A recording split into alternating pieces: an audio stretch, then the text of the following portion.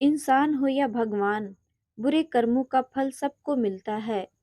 बुरे कर्मों का फल हमेशा बुरा ही मिलता है, चाहे वह इंसान हो या फिर ईश्वर। इसका एक उदाहरण माता सीता का है, जिसका जिक्र रामायण में किया गया है। कथा के अनुसार माता सीता बाल्यावस्था में अपनी सहेलियों के साथ बगीचे में खेल रही थी। वहीं बगीचे में एक तोता का जोड़ा पेड़ पर बैठा था। तोता का जोड़ा भगवान राम और माता सीता के बारे में बातें कर रहा था। उनकी बातों को सुनकर माता सीता का ध्यान उन पर गया। मादा तोता बोल रही थी कि अयोध्या के राजकुमार राम काफी प्रतापी राजा होंगे। उनसे माता सीता का विवाह होगा। तोते के मुख से भावी पति का नाम सुनकर माता सीता अचंभित हो गई। उन्हें अपने बारे में और जानने की इच्छा जागृत हुई। इसलिए उन्होंने अपने सखियों से कहकर दोनों पक्षियों को पकड़ लिया। फिर उन दोनों से पूछा कि भविष्य के बारे में इतना ज्ञान कहाँ से प्राप्त हुआ।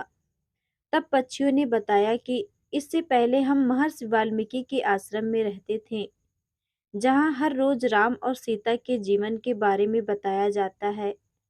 इसलिए उनको दोनों के बारे में हर चीज कंठस्थ याद हो गई है।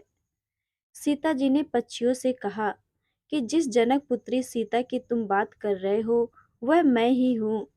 मुझे मेरे और राम के बारे में और भी बातें जाननी है।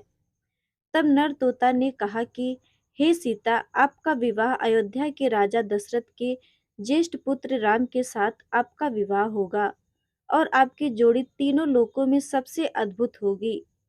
सीता जी सवाल पूछती रहीं और दोनों तोता जवाब देते रहे। सीता जी ने कहा कि जब तक मेरा विवाह नहीं हो जाता, तुम दोनों मेरे साथ राजमहल में रहोगे और तुम्हें वहां सारी सुख सुविधाएं मिलेंगी। सीता जी की बात सुनकर तोता का जोड़ा घबरा गया। तब नर तोता ने कहा, हे जनक पुत्री, हम गगन के पक्षी हैं, इसलिए पिंजरे में बंद रहकर हम जीवित नहीं रह पाएंगे। इसलिए हमको आजाद कर दीजिए। तोते ने इसके लिए बहुत याचना की। तब सीता जी ने नर तोते को छोड़ दिया, लेकिन मादा तोता को नहीं छोड़ा और कहा कि यह मेरे साथ रहेगी। नर तोता ने कहा कि मेरी पत्नी गर्भवती है, इसलिए ऐसे समय पर उसको जाने दें।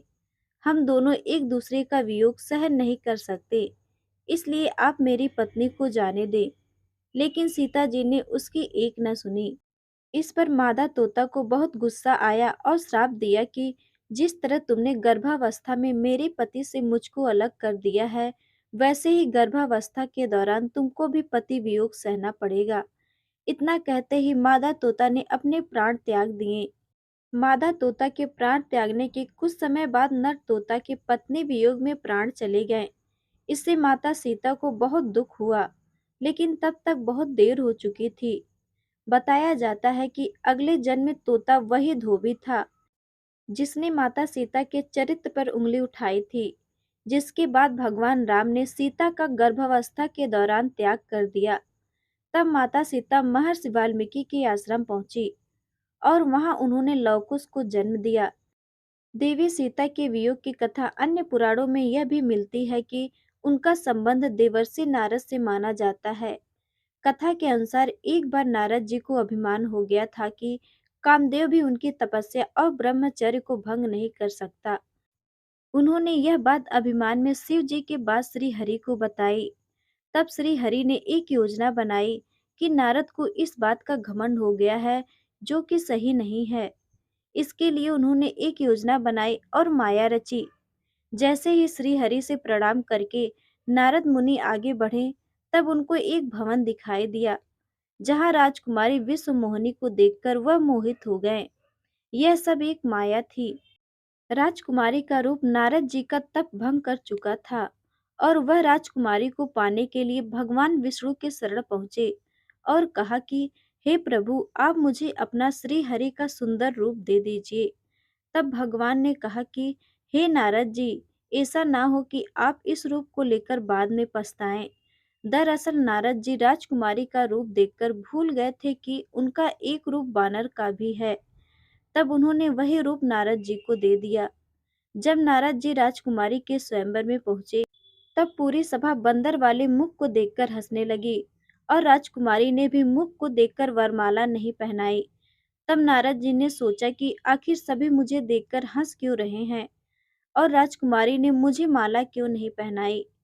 तभी भगवान विष्णु सभा में पधारे और राजकुमारी ने उनको माला पहना दी। तब उन्होंने पानी में अपना मुख देखा और वानर वाला मुख देखकर क्रोधित हो गए और क्रोध में उन्होंने भगवान विष्णु को श्राप दे दिया कि जिस तरह मैं स्त्री के लिए तड़पा हूँ, आप भी पृथ्वी पर स्त्री वियोग का सामना करेंगे।